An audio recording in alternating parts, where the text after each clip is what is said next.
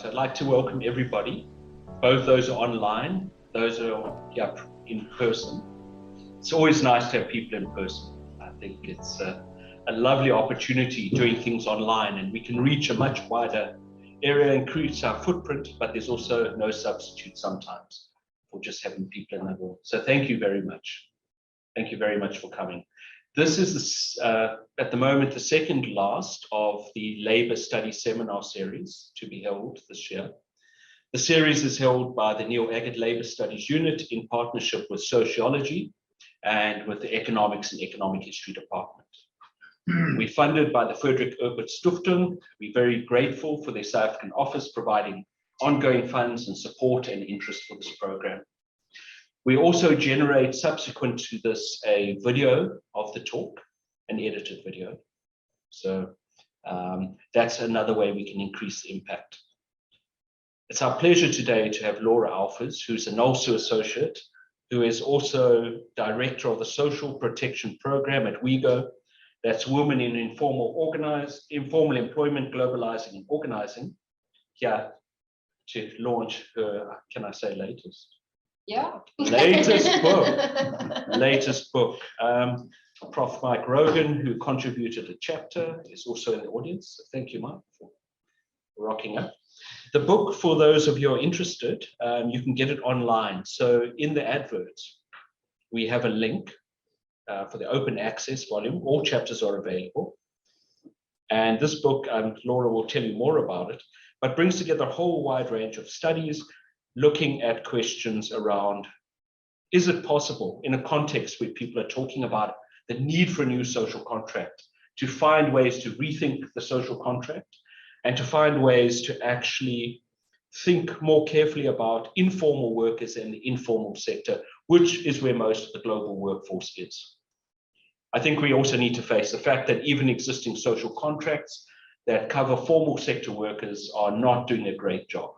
The world, unfortunately, is marked by massive growing inequality, vast swathes of exclusion, and even inclusion is often on very unequal, problematic, and authoritarian terms. So I'm not going to say any more about that.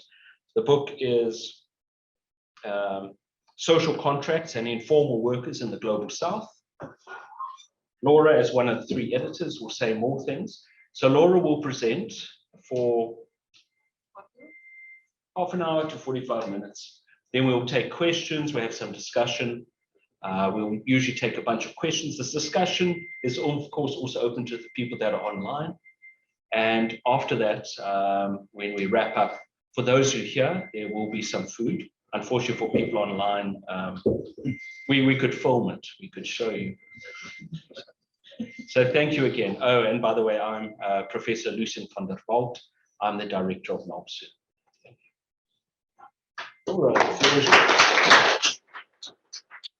very much, Lucien, and thanks to all of you who made it here today and online. I'm going to share my screen, get this presentation up. So it was time for a happy-looking presentation.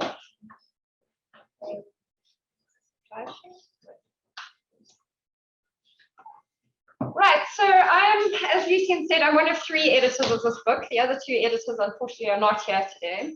And it's quite a daunting experience to cover an entire edited volume, most of which I did not write, but all of which I've obviously looked at and thought about.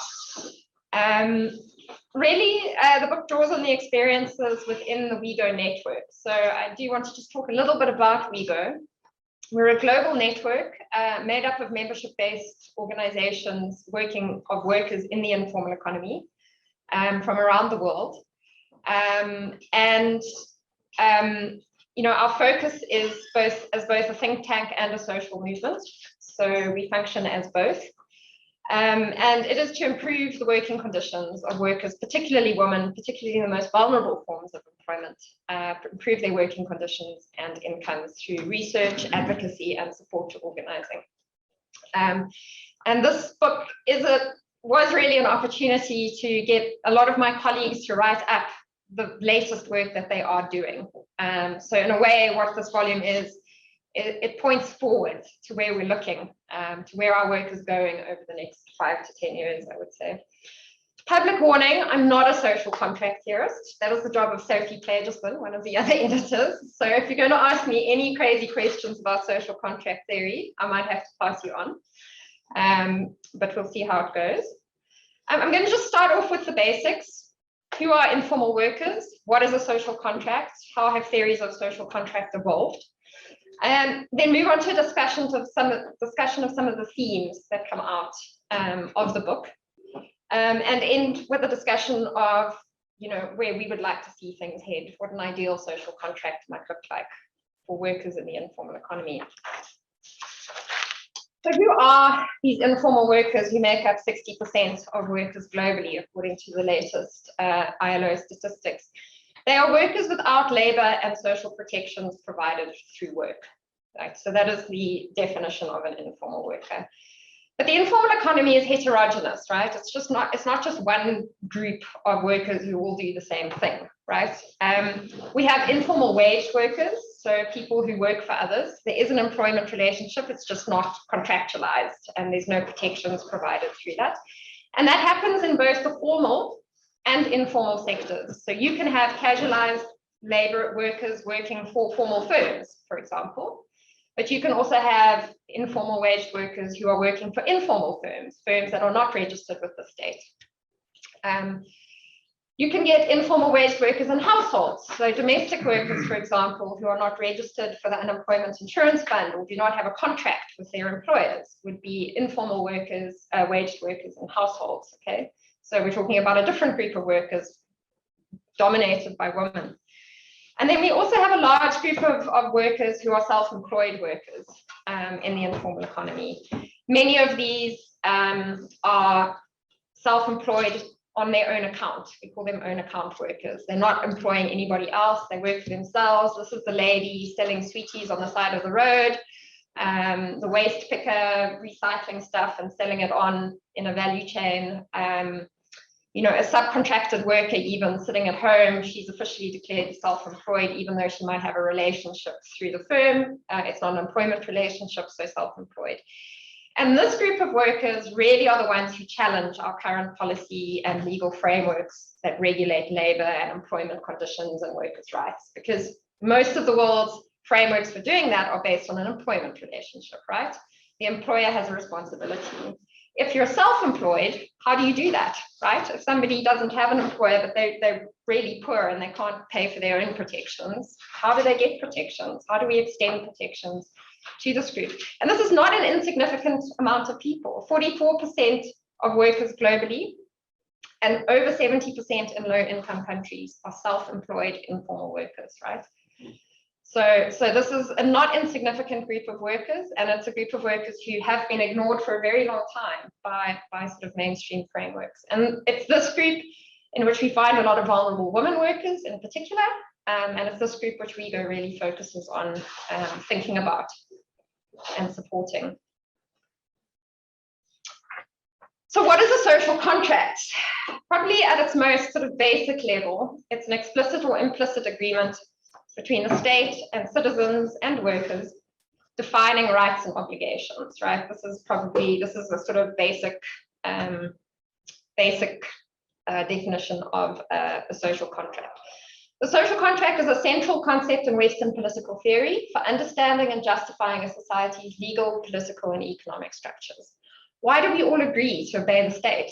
Why do we all agree to certain things in society that we all sort of adhere to? Okay, not everybody does, but there's certain things we consider right and wrong, or that people should have basic rights.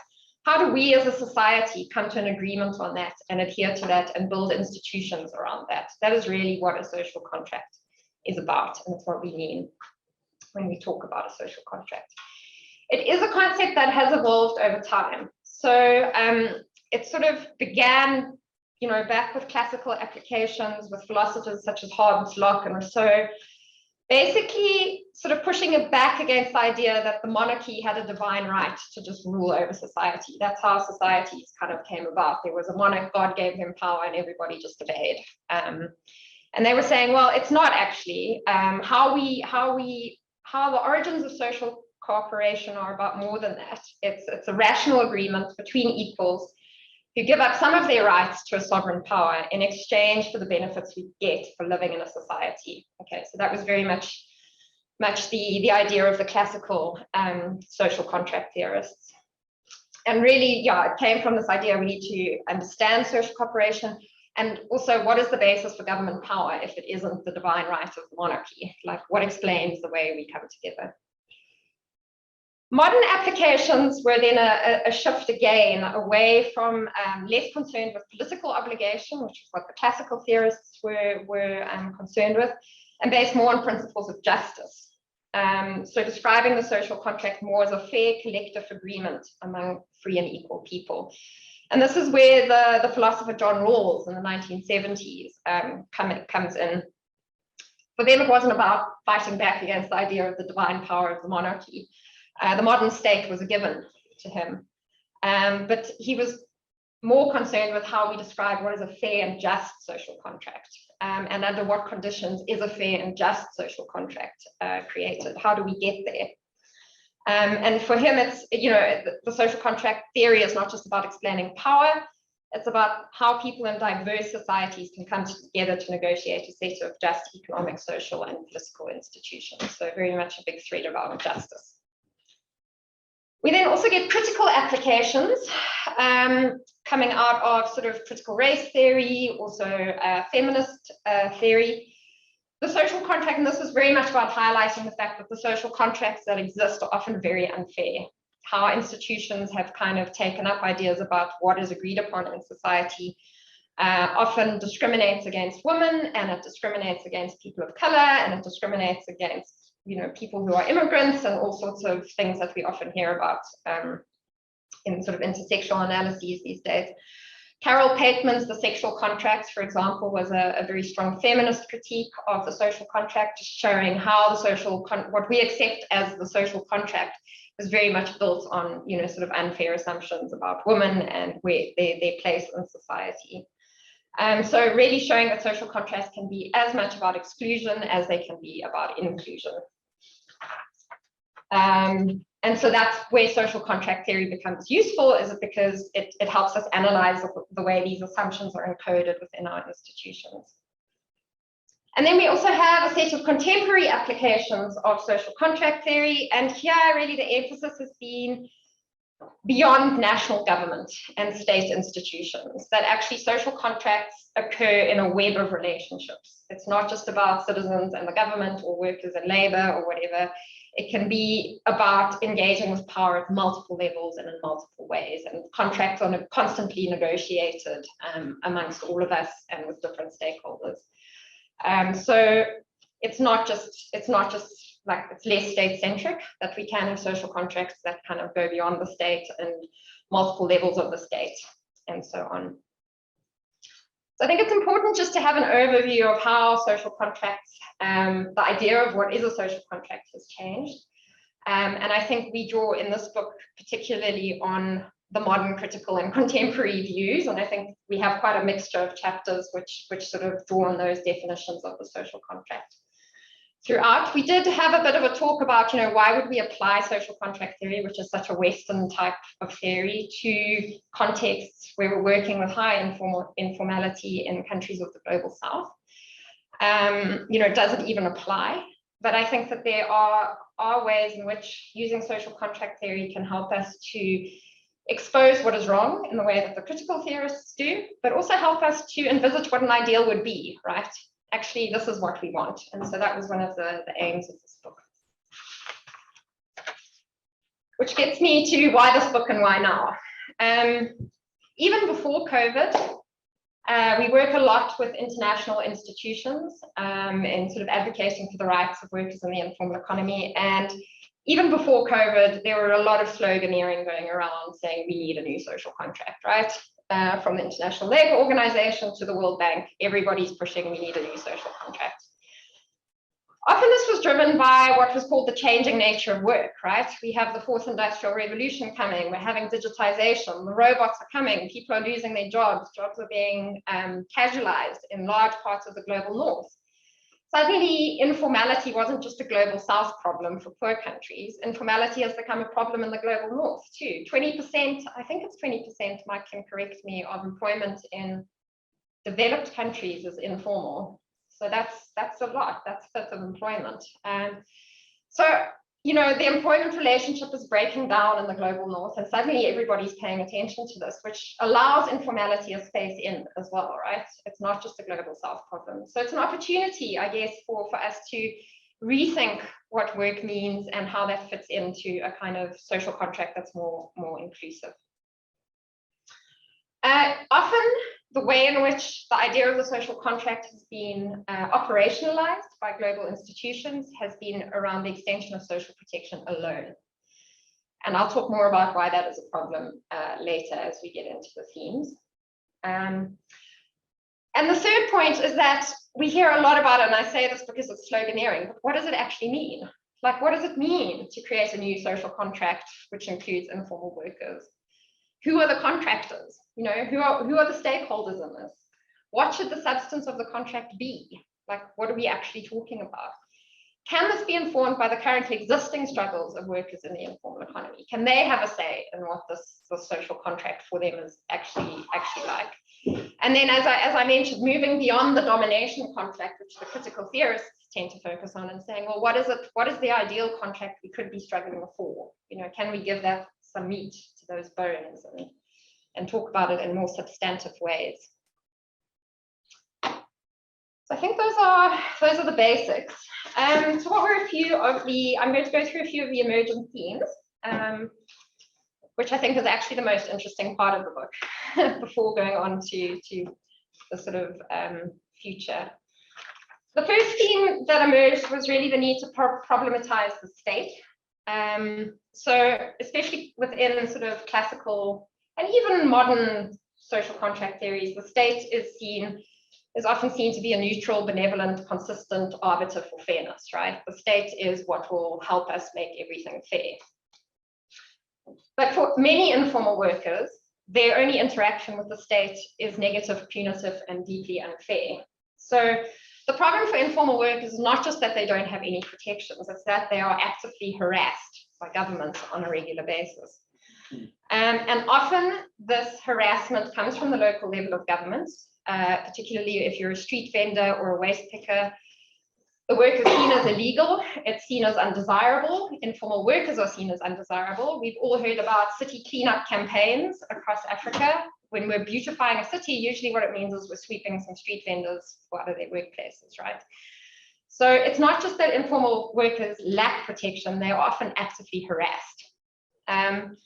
So there's an adverse incorporation into state regulation. People think informality means that you are not regulated by the state. Actually, most informal workers are highly regulated by the state, just on really adverse terms, right? So that is the daily experience of a group of informal workers. I remember working in central Durban with a group of bovine head cooks who made their money that way on the sides of the street.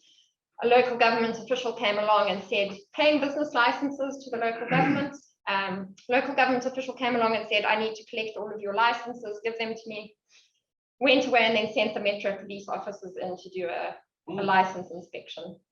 None of them had their licenses there. They had all of their economic product, you know, their pans, their pots, their food, all confiscated by the local government police. That happens on a daily basis to informal workers. So we actually, in that context, you cannot see the state as this benevolent arbiter of good, when that is the daily reality that people face. And it's kind of a two-edged thing, because while informal workers are included in regulation on those negative terms, they are excluded from the protective arm of the state, right? The state can do a lot of good things as well. It can help to provide protection and so on. But informal workers often don't see that side of the state, because that's not the bit that hits them the hardest. So the question is always how to emphasize incorporation into the positive arm of the state while reducing their experience of the negative. And I think Sarah Reed's chapter, Essential and Disposable, or Just Disposable Informal Workers During COVID-19, brings forward this kind of contradiction in how the state treats informal workers. And the ambivalence of the state towards informal workers was really exemplified in the lockdowns that we saw. where we actually saw some sectors of informal workers, like in South Africa, food vendors were declared essential workers, right? So they had essential status. I mean, what should that give you, right? That should give you protection of some sort. Designated essential workers, but provided with no support to carry out their work safely. So the survey that Mike co-led on looking at experiences of informal workers during COVID-19 in 11 countries, vast majority of workers surveyed were paying for their own health and safety equipment and their own sanitation and stuff like that in the context of a pandemic. And also the escalation even of punitive actions. So even though these workers had been declared essential, that didn't stop local government officials coming in and harassing and fining and just doing their utmost to harass people. And then the other way was that you saw informal sector, some groups of informal workers locked down and not allowed to work, but formal private companies in that same sector were allowed to continue working. So with waste pickers, for example, in South Africa, private waste management companies were allowed to continue working. Waste pickers were not. Informal waste pickers were not allowed to work. So again, it was that sort of punitive element coming through. One chapter that unfortunately wasn't included in this book, and I'm really sad about it, was where informal worker organizations have experienced such negativity from the state and such exclusion from the state.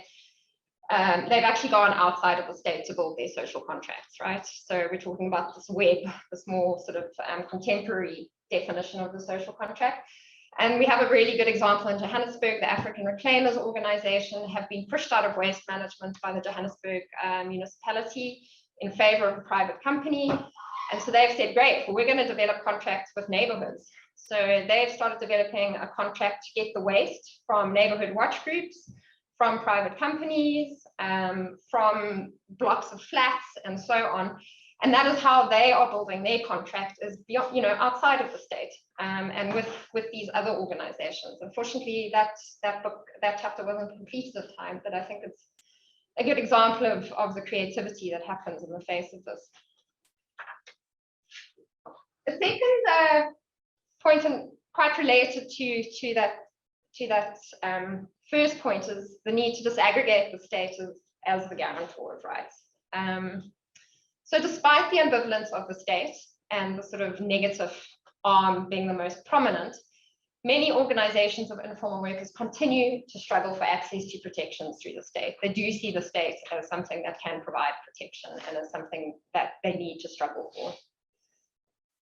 But informal workers come into contact with and strategize around different levels of the state beyond the national level. So a lot of social contract ideas are based on a national contract, right?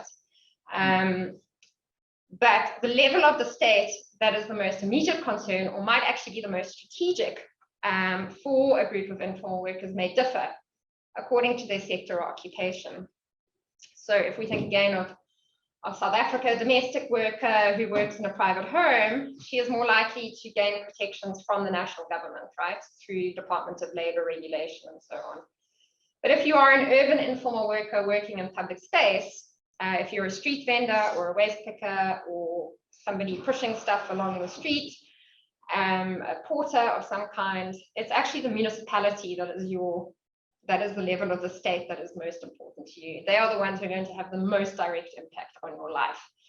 And certainly with the organizations who work in those sectors, their first concern is always about talking to municipal governments, not national governments, and how to improve things from there, because the impact is so direct on their working conditions.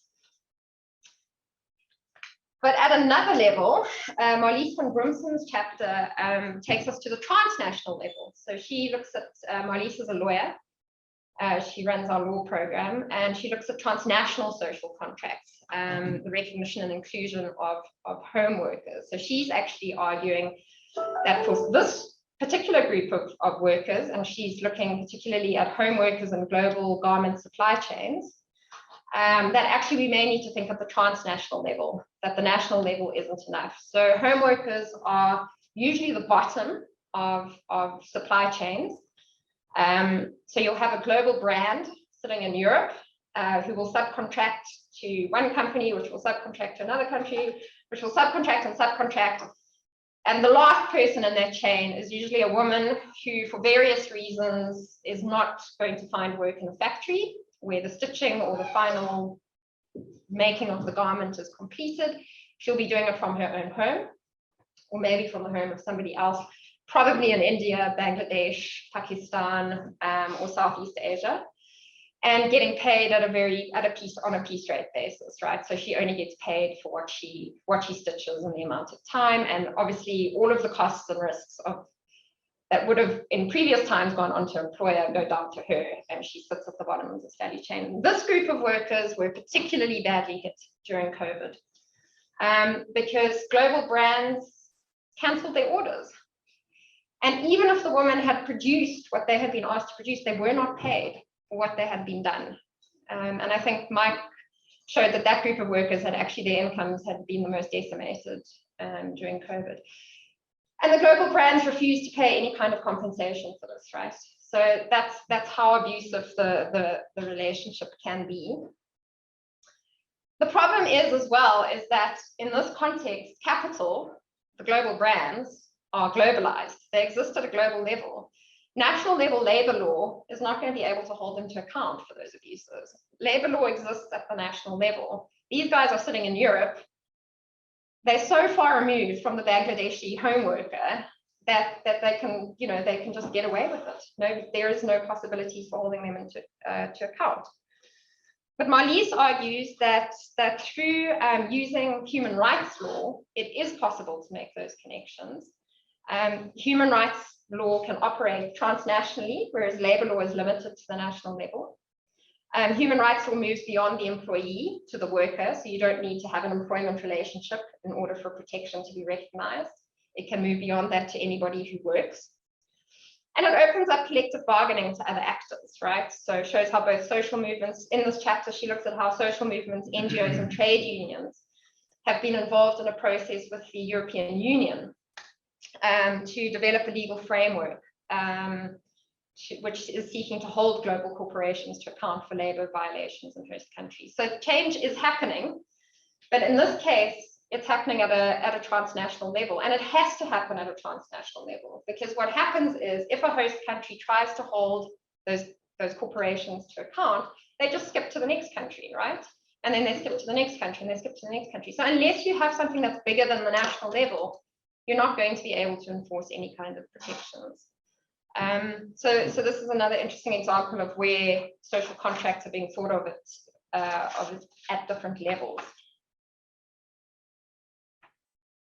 A third theme is about bringing capital back in.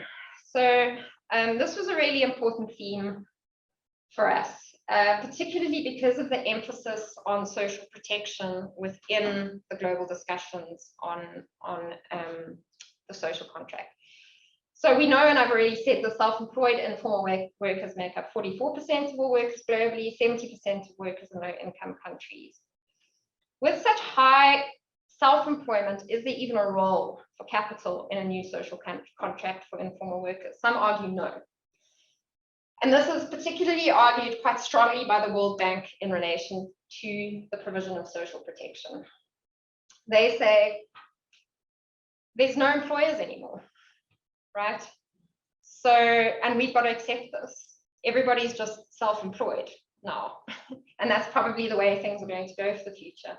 So we cannot hold employers to account anymore for anything. In fact, we should just let employers completely off the hook, and the state should just provide all of the protections that are needed. The question of how the state then finances those protections, losing a whole chunk of protections provided by employers, and also the sort of degraded ability to tax global firms at the same time, leaves a big hole in their reasoning. But the argument, and that's particularly about social protection, so we should get rid of any labor regulation. We shouldn't have unemployment, we shouldn't have any occupational health and safety issues. We should get rid of labor regulation, because labor regulation increases unemployment and increases informality. As soon as employers have to pay a bit extra, they want to decrease their workforces. So what we need to do is take away labor regulation and replace it with social protection, okay? So it's often been called flex security in the global north. So you let employers have very lax arrangements with employees. very few labor rights, but then you compensate for it with your social protection from the government. It's a big debate. But it's often justified by the fact that there's so many self-employed workers in the world. There's nothing you can do to get these big corporations or capital to contribute anything to the protection of workers anymore. It's got to come from the government, which inevitably means it's going to be low-level protection, right?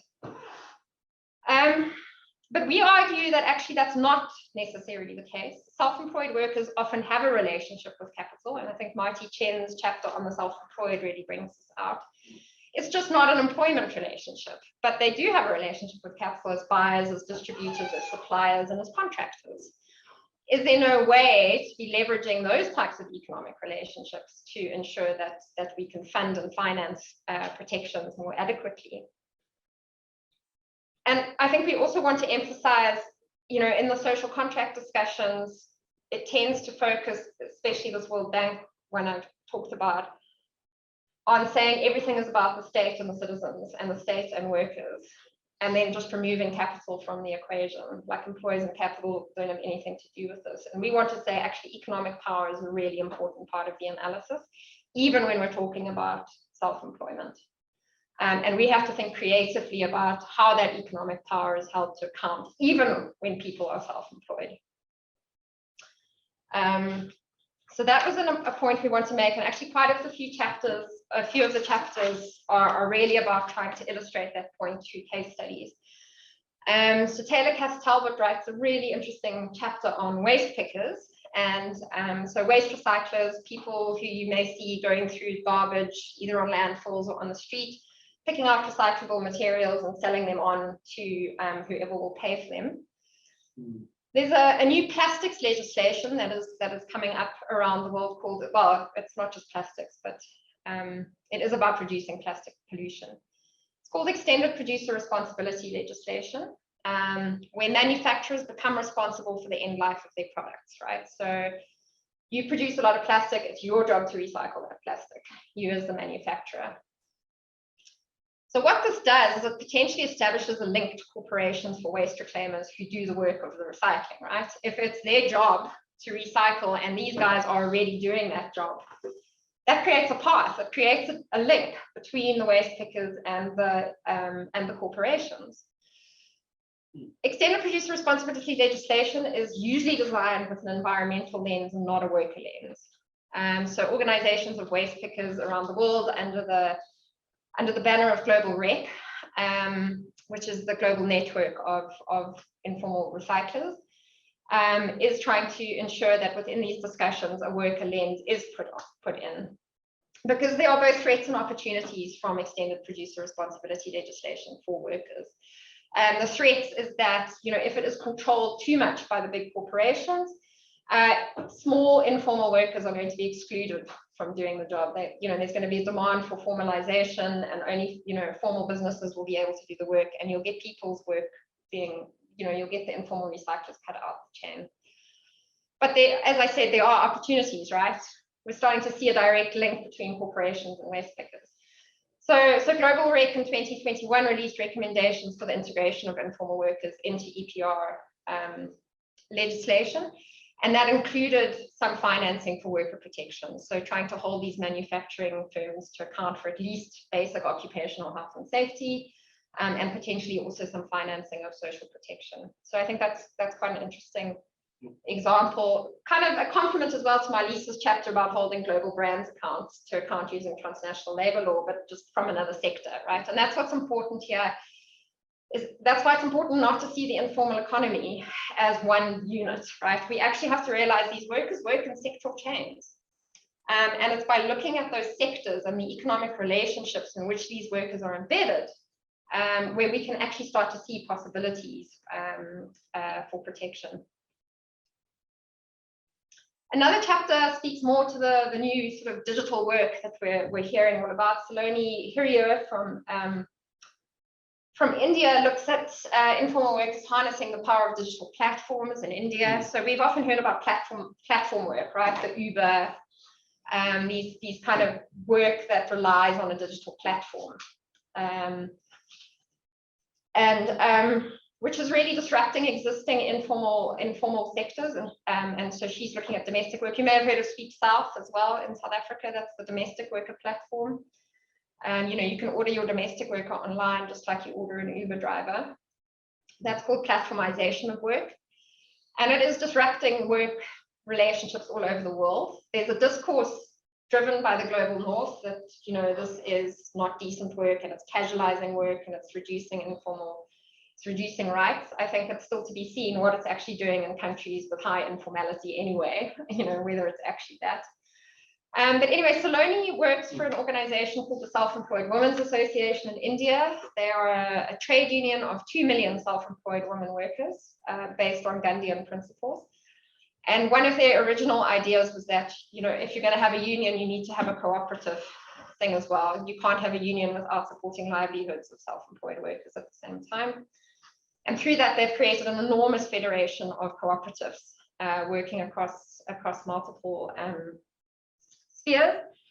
And one of those is Sewa Home Care, which is a cooperative of domestic workers. So a cooperative is worker owned, right? So these are domestic workers who've got together to set up their own sort of entity, a cooperative, and they, you know, get hire themselves out.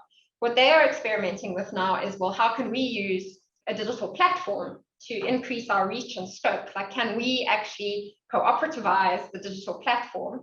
So it's not about some guy sitting in Amsterdam getting all the money, but it's about us as workers actually owning the platform and using it.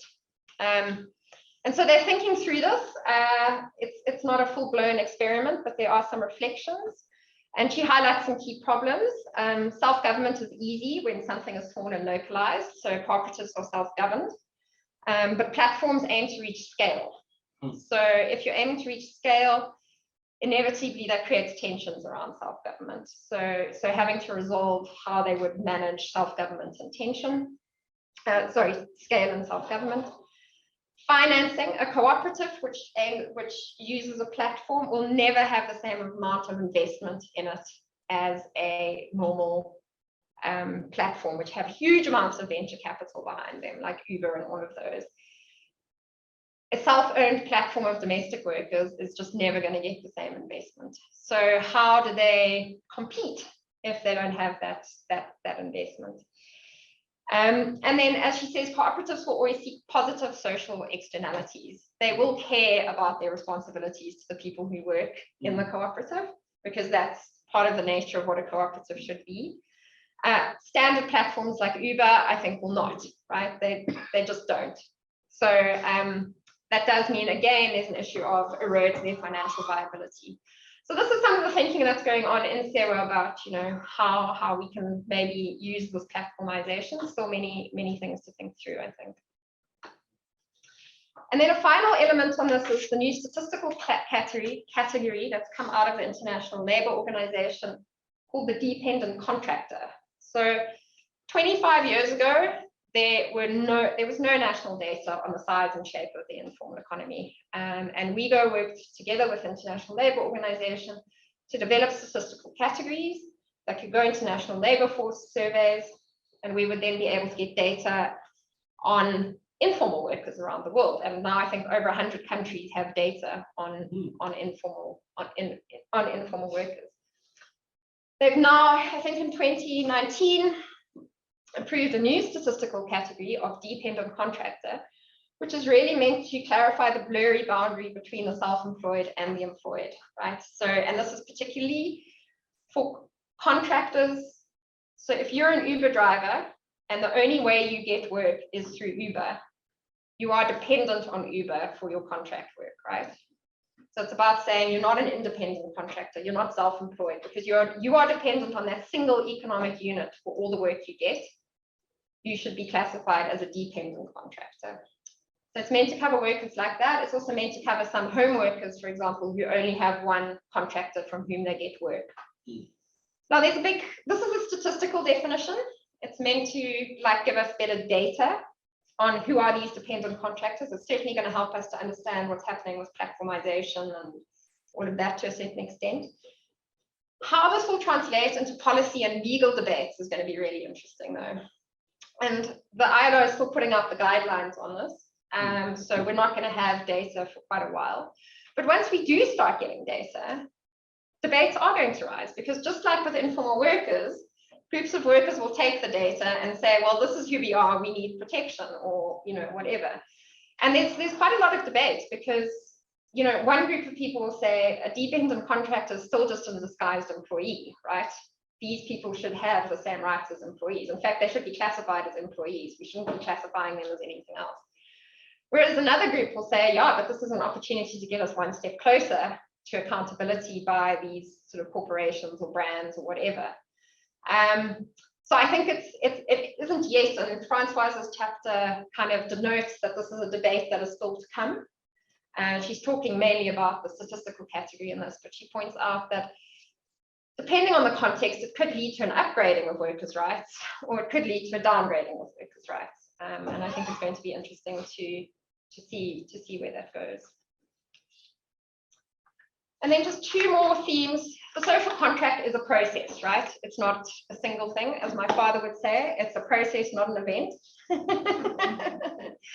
It's not a static entity. It's a shifting process of challenge and negotiation. And when we understand it as a process, it brings up questions of power. Who holds the power to shape the terms of engagement in such processes? Who gets a seat at the table? And so my own chapter with my colleague Rachel Moussier really looks at social protection, which is the area we work in, to understand where and how informal workers are getting a seat at the table with government to expand protections. And we use Eddie Webster's power resources, his take on the power resources framework to analyze case studies of where informal workers have used different types of power to gain a seat at the table and to expand the types of protections they get access to. And then I think a question which maybe Mike Rogan in the audience can talk to is the question of formalization. So often a new social contract for informal workers is understood as let's formalize the informal economy, right?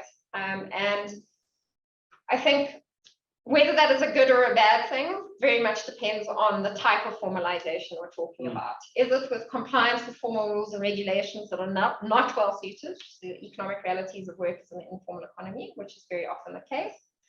Or is it a more bottom-up process tailored to specific needs and realities of workers with a focus on protection as well as compliance? I mean, these are two different definitions of formalization, but they're both called formalization. So, watching how this plays out in reality is quite important. And then recently the ILO has come out and said, actually, you can understand formalization as investments in inclusive macroeconomic and social policy to allow for structural change and a future of decent work. So you don't necessarily have to formalize stuff right now, but you need to invest so that future work that is created in your country is decent work and so on.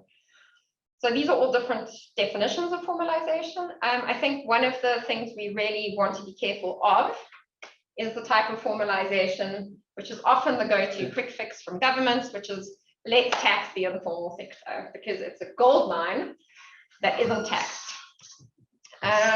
And so Mike Rogan in his chapter looks at taxation in the informal sector with a case study of Ghana and critiques this idea of the new fiscal sociology, which is that actually taxing is a really good idea, and you tax this group of people who are not paying their taxes because that'll start creating a contract, in one way. And then also pointing out that the idea promoted by international financial institutions that the informal sector is a gold mine does not actually fit with the reality. Most informal workers fall well below a tax net anyway. I think Mike's other work in South Africa has shown a median earnings of 2,000 Rand a month in the informal sector, which would put you well below having to pay tax in South Africa. And often can already be highly taxed in different ways, as some of your newer work has shown. So those are some of the key themes, and I don't want to go on much longer. So we then end the book thinking about where to from here. And also because the book came out after COVID, we kind of reflected on we're at a crisis moment, like what next and what do we want to see? And we sort of thinking about three scenarios. The bad old contract, we retain the status quo, continue as we are with these workers, lack of legal and economic recognition, stigmatization and penalization, and lack of institutionalized space for collective representation, which is driven by a political economy biased towards powerful political economic actors. Many workers in the world are informal because it suits corporations not to have to pay for protections, absolutely. And that is part of what drives all of these chains, this diversification of chains. But also negative narratives about the informal economy, just negative ideas that people and governments often have about the informal economy. It's abnormal, no, it's 61%. Informal workers evade taxes and regulations, yet actually they often pay quite a lot of their income in taxes and other levies. Informal work falls out the reach of the state, yet we know that many informal workers absolutely fall within the reach of the state, just are not on positive terms. So there's both needs to be a push against the kind of economic system, but also narratives that continue to stigmatize workers in the informal economy and prevent them from being seen as sort of legitimate economic agents. We also, part of the book suggested and that there may be the possibility of an even worse contract coming, mounting evidence of predatory capitalism, the lack of compensation to the garment workers for the COVID cancellations, increase in repressive government measures. I know from the NGO we work with in the centre of Durban that actually local government harassment of street traders has actually gone even further out of control since COVID kind of enabled it in the first place. And a regressive solidarity between the state and capital to ensure that informal workers don't get their slice of the pie, thinking of the Joburg municipality and the private waste management companies pushing out the informal recyclers and so on. And a growing risk of inappropriate application of social contract ideas. So I said this idea of, replacing labor rights with social protection.